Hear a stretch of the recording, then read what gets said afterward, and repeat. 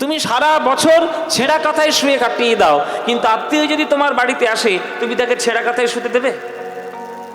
পরিষ্কার কাঁথা থাকলে কাঁথা পেতে দেবে, ভালো বেড কভার থাকলে বেড কভার পেতে দেবে।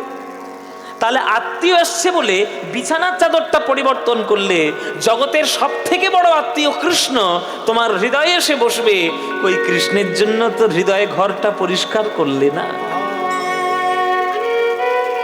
কাম, ক্রোধ, লোভ, মোহ, মদ, মাৎসর্য, হিংসা, বিদ্বেষ, জাল, জুয়া, চুরি সব এই মনের মধ্যে ময়লা করে রেখে দিয়েছে। কই মনটাকে তো পরিষ্কার করলে না। ভগবান বসবে কোথায়? ভগবান যে আসনটার উপরে বসেন সেই আসনটার নাম হচ্ছে সত্যরূপ আসন। আমাদের হৃদয়ে এখনো সত্যই নেই, আমরা ভগবানকে বসাবো কোথায়? প্রত্যেকটা মানুষ, আমরা সবাই, আপনারা আমরা সবাই, কাউকে আমি বাদ দেব না। সত্য কথা সবার জন্য সমান। আমরা প্রত্যেক দিন এত ডজন ডজন মিথ্যে কথা বলছি যে ভগবান আমাদের হৃদয় আসনে বসবে কি করে? সকালটা শুরু হয় মিথ্যে কথা দিয়ে, আর এখনকার দিনে মিথ্যে কথা আরো বেড়ে গেছে। প্রত্যেকের হাতে হাতে মোবাইল এসে, সবার হাতে মোবাইল, আর সবাই মিথ্যে কথা বলছে। কোথায় আছো? ঘরের মধ্যে শুয়ে আছে, বলছে আমি বাজারে ঘোরাঘুরি করছি, তুই পরে আসিস। তাহলে দিনটা যদি শুরু হয় মিথ্যা দিয়ে, তাহলে তার হৃদয়ে সত্যরূপ আসন প্রতিষ্ঠিত হবে কি করে? শুধু আপনাদের দোষ দিচ্ছি না মায়ের, আমরাও তাই একই, সবাই একই, সবাই আমরা একই জগতে আমরা বিচরণ করছি। তাহলে দিনটা যদি শুরু হয় মিথ্যা দিয়ে, সত্যরূপ ঈশ্বরকে কি করে হৃদয় আসনে বসাবো? আসনটাকে পরিষ্কার করুন, আগে সত্য আসন হৃদয়ে পাতুন, তারপরে ভগবানের জন্য আহ্বান জানান। ভগবান ঠিক বসবে, তিনি বিচার করবে না তোমার হৃদয়ে কত ধুলো আছে। এখনো বিচার করে না, জানো কত যে ধুলো মাটি ছাই। খাট বিছানা ও তো দূরের কথা, আসন খানাও নাই।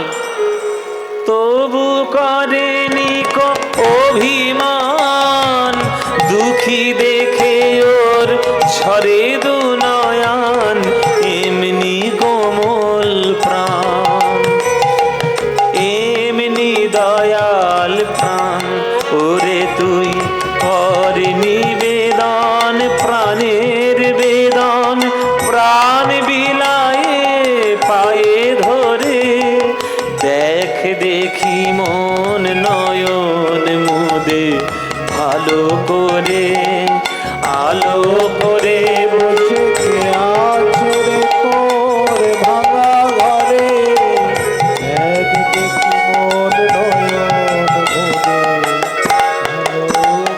ও যে কাঙাল সখানা,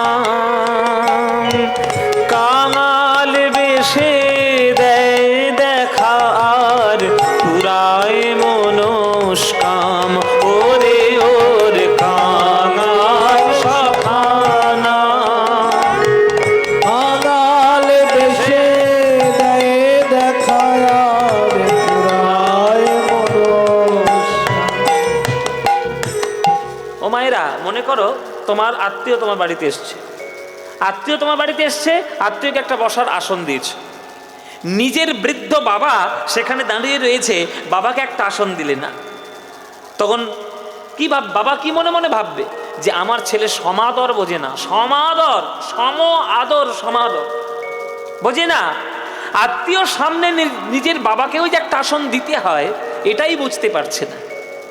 তাহলে তুমি সমাদর বোঝো না, তুমি তোমার হৃদয়কে পরিষ্কার করে রাখোনি, ময়লা করে রেখেছো, তাই বলে ভগবান কিন্তু তোমাকে হৃদয় ছেড়ে তোমার ছেড়ে কখনো চলে যায় না। ভগবান কিন্তু হৃদয়েই আছে। ভগবান জানে আমি যদি চলে যাই ভক্তের হৃদয় ছেড়ে, আমার ভক্তের বড় কষ্ট হবে, ভক্তের কষ্ট হবে, ভক্ত বিপদে পড়বে, তাই ভগবান ছেড়ে যায় না। একটা পিতা সন্তানকে যেমন আদরও করে, তেমন তার সন্তানকে শাসনও করে। শাসন আদর দুটোই সমানভাবে প্রয়োজন বাবা।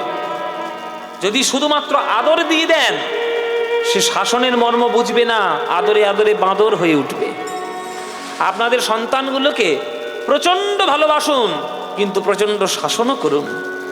শাসন আমরা এখনকার দিনে পাচ্ছি না, ছেলে মেয়েরা এই জন্য উচ্ছৃঙ্খল সব হয়ে গেছে।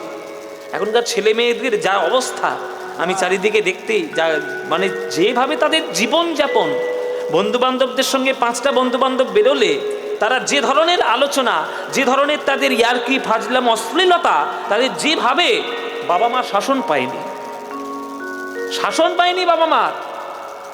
আনন্দ উৎসব ফুর্তি আমেজ সব করো, কিন্তু জীবনের খুঁটিটাকে ঠিক রাখতে হবে। ওটাই যদি ঠিক না থাকে তাহলে কিন্তু খুব মুশকিল। একটা বিল্ডিংয়ের ভিতটা যদি ঠিক না হয় তাহলে উপরের তলাগুলো কখনো ঠিক থাকতে পারে না। জীবনের ভিত কি? জ্ঞান, প্রেম, শ্রদ্ধা, ভক্তি, এইগুলোই হচ্ছে জীবনের ভিত। তুমি ভগবানের শরণাপন্ন হওনি, কিন্তু ভগবানকে যদি একবার মন দিয়ে ডাকতে পারো, এইগুলোই দেওয়ার জন্য আশীর্বাদের বরাব হয় তিনি নিয়ে বসে আছেন, কেননা তিনি দীনবন্ধু দয়াময়। কাঙাল সখানা কাঙাল বেশে দেয় দেখা আর পুরায় মনস্কাম, ওরে ওর কাঙাল সখানা। কাঙাল বেশে দেয় দেখা আর পুরায় মনস্কাম। ওগো প্রেম দয়া আর ভরা ভয়। দেখুন কি দিচ্ছে ভগবান। ভগবানের কাছে চাইলে ভগবান কি দেয় দেখো, বলছে প্রেম দয়া আর ভরা ভয়, দিয়ে হেসে হেসে কত কথা কয়, আর কি দুঃখ রয়, বলো আর কি ব্যথা রয়। ওরে তুই প্রেম কুড়াবি, প্রাণ জুড়াবি, অভয় পদে থাক পড়ে, দেখ দেখি মন নয়ন মুদে, ভালো করে আলো করে বসে কে আছে রে তোর ভাঙা ঘরে, দেখ দেখি মন নয়ন মুদে, ভালো করে।